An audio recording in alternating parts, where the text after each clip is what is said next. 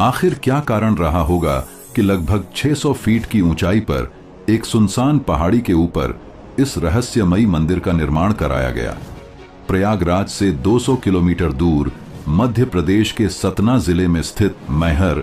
क्या इसका नाम मैहर इसलिए पड़ा क्योंकि यहां पर माता सती का हार गिरा था, या फिर हार से जुड़ी कोई और घटना है?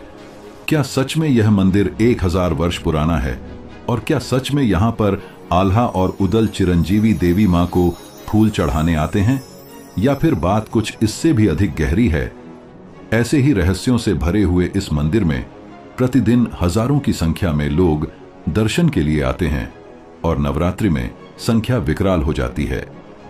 आखिर क्या है इस मंदिर का रहस्य? और क्या सच में यहां मंदिर के कपाट बंद करने के बाद मंदिर से कई तरह की आवाज आती है? तो नमस्कार दोस्तों, मैं रवि आपका मेरे चैनल रवि वर्ल्ड ट्यूब में स्वागत करता हूं। वैसे तो मैहर धाम को रहस्यों से भरा मंदिर कहा जाता है, जिनमें कुछ तो सही हैं और कुछ हमारे इतिहासकारों की मेहरबानी से बस काल्पनिक। इसलिए हम आज सिर्फ उन बातों पर चर्चा करेंगे जो सच्ची हो, और उनके गलत होने का कोई भी सबूत अब तक नहीं मिला। तो चलिए सबसे पहले बात करते आल्हा और उदल, दो चिरंजीवी भाई की, जिनके बारे में मानना है कि वे चिरंजीवी हैं और वे हर रोज मंदिर के कपाट बंद होने के बाद माता की पूजा करने आते हैं। तो इनसे जुड़ी बातें जानने से पहले ये जानते हैं कि आखिर कौन थे आल्हा और उदल। आल्हा मध्य भारत में स्थित ऐतिहासिक बुंदेलखंड के सेनापति थे और अपनी वीरता के लिए विख्यात थे। आल्हा के छोटे भाई का नाम उदल था और वह भी वीरता में अपने भाई से बढ़कर ही था। जगनेर के राजा जगनिक ने आल्हा खंड नामक एक काव्य रचा था। उसमें इन वीरों की 52 लड़ाइयों की गाथा वर्णित है। उदल अपनी मातृभूमि की रक्षा हेतु पृथ्वीराज चौहान से युद्ध करते हुए वीर गति प्राप्त हुए। आल्हा को अपने छोटे भाई की वीर गति की खबर सुनकर अपना आपा खो बैठे और पृथ्वीराज चौहान की सेना पर मौत बनकर टूट पड़े। आल्हा के सामने जो आया मारा गया। 1 घंटे के घनघोर युद्ध के बाद पृथ्वीराज और आल्हा आमने सामने थे। दोनों में भीषण युद्ध हुआ। पृथ्वीराज चौहान बुरी तरह घायल हुए। आल्हा के गुरु गोरखनाथ के कहने पर आल्हा ने पृथ्वीराज चौहान को जीवन दान दिया और बुंदेलखंड के महायोद्धा आल्हा ने नाथ पंथ स्वीकार कर लिया। आल्हा चंदेल राजा परमर्दिदेव, जिन्हें परमल के रूप में भी जाना जाता है, उनके एक महान सेनापति थे, जिन्होंने 1182 ईस्वी में पृथ्वीराज चौहान से लड़ाई लड़ी और आल्हा खांड में अमर हो गए। पर यह सारी उपलब्धि उन्हें यूं ही नहीं मिली थी। उनका जीवन भी काफी संघर्ष से भरा था। दक्षराज और देवल देवी के बड़े पुत्र आल्हा को पौराणिक परंपराओं में युधिष्ठिर का अवतार माना गया है। अतुलित बल के स्वामी होने के बावजूद उन्होंने अपने बल का कभी अमर्यादित प्रदर्शन नहीं किया।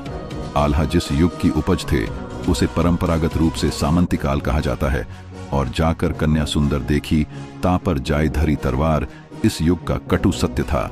लेकिन इसके बावजूद आल्हा एक पत्नी व्रती रहे।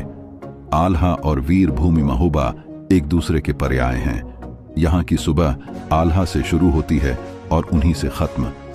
यहाँ नवजात बच्चों के नामकरण भी आल्हा खंड के नायकों के नाम पर रखे जाते हैं। कोई भी सामाजिक संस्कार आल्हा की पंक्तियों के बिना पूर्ण नहीं होता। आल्हा का व्यक्तित्व ही कुछ ऐसा था कि 800 वर्षों के बीत जाने के बावजूद वह आज भी बुंदेलखंड के प्राण स्वरूप हैं। बुंदेलखंड का जन जन आज भी छटकारे लेकर गाता है। बुंदेलखंड की सुनो कहानी। बुंदेलों की बानी में पानीदार यहाँ का घोड़ा, आग यहाँ के पानी में आल्हा उदल गढ़ महुबे के, दिल्ली का चौहान धनी जियत जिंदगी, इन दोनों में तीर कमाने रही। तनी बाण लौट गा शब्द भेद का, दाग लगा चौहानी में पानीदार यहाँ का पानी, आग यहाँ के पानी में आल्हा की तरह उनके अनुज उदल भी अप्रतिम योद्धा थे। उन्हें भीम का अवतार माना गया है। संपूर्ण आल्हा खंड उनके साहसिक कारनामों से भरा पड़ा है। उनकी वीरता को देखकर उन्हें बघूदल कहा जाता है। बैरागढ़ के मैदान में पृथ्वीराज के सेनापति चामुंड राय, जिसे आल्हा खंड में चौड़ा कहा गया है, ने धोखे से उदल की हत्या कर दी थी। उदल की हत्या के बाद ही चौहान सेना चंदेल योद्धाओं का वध करने में सफल हुई थी। महोबा में इस वीर योद्धा के नाम से एक चौक का नाम उदल चौक रखा गया है। ऊदल को आदर देते हुए आज भी लोग इस चौक पर घोड़े से सवार होकर नहीं जाते हैं। महोबा के अंग्रेज प्रशासक जेम्स ग्रांट ने लिखा है कि एक बार बारात जा रही थी और दूल्हा घोड़े पर बैठा था। जैसे ही बारात ऊदल चौक पहुंची, घोड़ा भड़क गया और उसने दूल्हे को उठाकर पटक दिया। मैं परंपरागत रूप से सुनता आया हूं कि ऊदल चौक पर कोई घोड़े पर बैठकर नहीं जा सकता, और आज मैंने उसे प्रत्यक्ष देख लिया। आल्हा ऊदल के नाम पर महोबा शहर के ठीक बीचों बीच 2 चौक बनाए गए हैं। यहाँ आल्हा ऊदल की 2 विशालकाय प्रतिमाएं हैं। आल्हा अपने वाहन गज पश्चावत पर सवार हैं, ऊदल अपने उड़न घोड़े बेदुल्ला पर सवार हैं। ये दोनों प्रतिमाएं इतनी भीमकाय और जीवंत हैं कि इन्हें देखने लोग दूर दूर से आते हैं। कीरत सागर के किनारे आल्हा की चौकी है, जिसके बारे में कहा जाता है कि यहाँ आल्हा के गुल्म के सैनिक रहते थे। ऐसी ढेर सारी चौकियां महोबा में आबाद हैं जो सामंती परिवेश की याद दिलाती हैं। आल्हा के पुत्र इंदल की चौकी मदन सागर के बीचों बीच है। इसका संपर्क अथाह जलराशि के नीचे सुरंग के माध्यम से किले से था। यह कहा जाता है कि गुरु गोरखनाथ ने जब यह देखा कि आल्हा अपने दिव्य अस्त्रों से पृथ्वीराज का बद्ध कर देगा, तो वे उसे और इंदल लेकर कदली वन चले आए।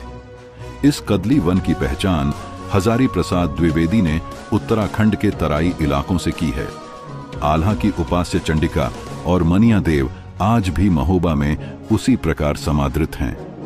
चंडिका देवी की उपासना महोबा वासी ही नहीं अपितु संपूर्ण बुंदेलखंड करता है। नवरात्र के अवसर पर यहां सारा बुंदेलखंड उमड़ पड़ता है। आल्हा की सुमरनी इन्हीं चंडिका मां से प्रारंभ होती है। बुंदेलखंड में विवाह अथवा अन्य मांगलिक कार्यों का प्रथम निमंत्रण मां चंडिका को ही दिया जाता है। चंदेल नरेशों ने महोबा में 3 देवी पीठ बनाए थे: बड़ी चंडिका, छोटी चंडिका और मनिया देव का मंदिर। ये तीनों आज भी उसी प्रकार उपास्य हैं। बड़ी चंडिका इसमें सर्वाधिक भव्य और आदरणीय है। इस मंदिर के प्रांगण में शिवकंठ, नृत्य रथ गणेश, पंचदेव चौकी और 50 से अधिक सती चिन्ह अन्य आकर्षण हैं। आल्हा का महोबा बारिश में अत्यंत आकर्षक हो जाता है। सावन में गली कूचे आल्हा की तान से गुंजायमान हो जाते हैं। लेकिन महोबा में सर्वाधिक भीड़ होती है रक्षाबंधन के पर्व पर। यह पर्व यहाँ कजली महोत्सव के रूप में मनाया जाता है। ऐतिहासिक तथ्यों के आधार पर आल्हा खंड के नायक आल्हा ऊदल मां शारदा के अनन्य उपासक थे। महोबा से आकर आल्हा ऊदल ने ही सबसे पहले जंगल के बीच मां शारदा देवी के इस मंदिर की खोज की थी। इसके बाद आल्हा ने इस मंदिर की तलहटी में 12 साल तक तपस्या कर देवी को प्रसन्न किया था। माता ने उन्हें प्रसन्न होकर अमर होने का आशीर्वाद दिया था। माना जाता है तब से लेकर आज तक वे प्रतिदिन इस मंदिर के कपाट बंद होने के बाद पूजा करने आते हैं। मध्य प्रदेश के सतना जिले में स्थित मैहर धाम विश्व प्रसिद्ध है। यह मां भवानी के 52 शक्तिपीठों में से एक है। आदि शक्ति मां शारदा देवी का मंदिर मैहर नगर के पास विंध्याचल पर्वत श्रेणियों के मध्य त्रिकूट पर्वत पर स्थित है। मान्यता है कि मां शारदा की पहली पूजा आदि गुरु शंकराचार्य ने की थी। मैहर में हर वर्ष शारदेय नवरात्रि और चैत्र नवरात्रि में मेला लगता है। दूर दूर से देवी भक्त अपनी अपनी मुराद लेकर मां की दर्शन करने आते हैं। मैहर पर्वत का नाम प्राचीन धर्म ग्रंथों में भी मिलता है। साथ ही साथ इसका उल्लेख पुराणों में भी आया है। मां शारदा देवी के दर्शन के लिए 1000 तिरसठ सीढ़ियां हैं, जिसे चढ़कर लोग मां की दर्शन के लिए पहुंचते हैं। इस मंदिर का इतिहास बहुत पुराना है। धार्मिक ग्रंथों में उल्लेख है कि दक्ष प्रजापति की पुत्री सती भगवान शिव से विवाह करना चाहती थी, लेकिन उनकी इच्छा राजा दक्ष को मंजूर नहीं थी। फिर भी सती ने अपनी जिद से भगवान शिव से विवाह कर लिया। एक बार राजा दक्ष ने यज्ञ करवाया। उस यज्ञ में ब्रह्मा, विष्णु, इंद्र और अन्य देवी देवताओं को आमंत्रित किया गया, लेकिन यज्ञ में भगवान शंकर को नहीं बुलाया गया। यज्ञ स्थल पर सती ने अपने पिता दक्ष से शंकर जी को आमंत्रित न करने का कारण पूछा। इस पर राजा दक्ष ने भगवान शंकर को अपशब्द कहे। अपमान से दुखी होकर माता सती ने यज्ञ अग्निकुंड में कूदकर अपने प्राणों की आहुति दे दी। भगवान शंकर को जब इस बारे में पता चला तो क्रोध से उनका तीसरा नेत्र खुल गया। ब्रह्मांड की भलाई के लिए भगवान विष्णु ने सती के शरीर को 52 भागों में विभाजित कर दिया। जहां भी सती के अंग गिरे वहां शक्तिपीठों का निर्माण हुआ। ऐसा माना जाता है यहां पर माता सती का हार और कंठ गिरा था, इसलिए इस जगह को माई का हार यानी मैहर कहा जाता है। 52 शक्तिपीठों में से एक शक्तिपीठ मैहर मां शारदा देवी के मंदिर को माना गया है। इस मंदिर के ऐसे कई चमत्कार हैं जिसके चलते देश दुनिया से कई लोग माता के दर्शन करने यहां आते हैं। मान्यता है कि मंदिर का जब पट बंद हो जाता है और सभी पुजारी और भक्त पहाड़ के नीचे चले आते हैं एवं वहां पर कोई नहीं रहता, उस वक्त मंदिर के भीतर आल्हा और ऊदल अदृश्य रूप में माता की पूजा करने के लिए आते हैं।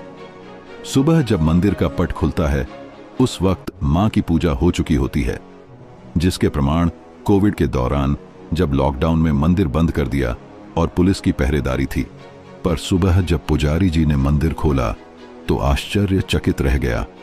वहां फल फूल, नारियल, चुनरी, अगरबत्ती, प्रसाद सब चढ़ा हुआ था। ऐसी महिमा है माई शारदा जी की। वो भक्तों को हमेशा अभय और अमर करती है, जैसे आल्हा भगत आज भी मौजूद हैं। उम्मीद करता हूं आपको सारी जानकारी अच्छी लगी होगी और आपने इस वीडियो को लाइक कर दिया होगा। तो आपसे एक निवेदन है कि हमारे चैनल को भी सब्सक्राइब कर ले ताकि ऐसी जानकारी भरी वीडियो आपको मिलती रहे। तब तक के लिए जय मां शारदे।